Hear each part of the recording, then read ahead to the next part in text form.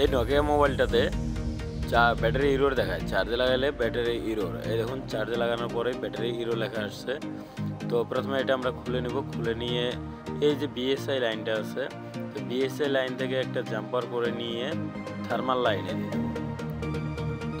Thermal লাইনে একটা jumper করে দেবো বিএসআই লাইন, মানে ব্যাটারি কালেক্টর পিনের মিডল যে লাইনটা আছে এই লাইনটাকে একটা জাম্পার করে নিতে হবে। জাম্পার করে নিয়ে বিএসআই লাইনে নিতে হবে।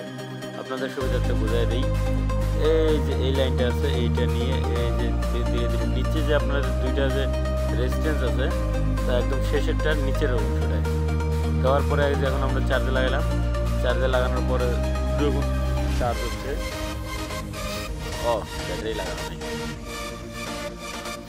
দেখুন ব্যাটারি দেওয়ার সাথে সাথে চার্জ হচ্ছে, কোনো সমস্যা নেই। এখন আর ব্যাটারি ইরোর আসবে না, আপনি যে কোনো ব্যাটারি লাগাইতে পারবেন। ব্যাটারি ইরোর আসার সম্ভবত অন্য যে কোনো ব্যাটারি লাগাইলে ব্যাটারি ইরোর আসে, আর এখন আপনি যে কোনো ব্যাটারি লাগাবেন কোনো ইরোর আসবে না। আসসালামু আলাইকুম।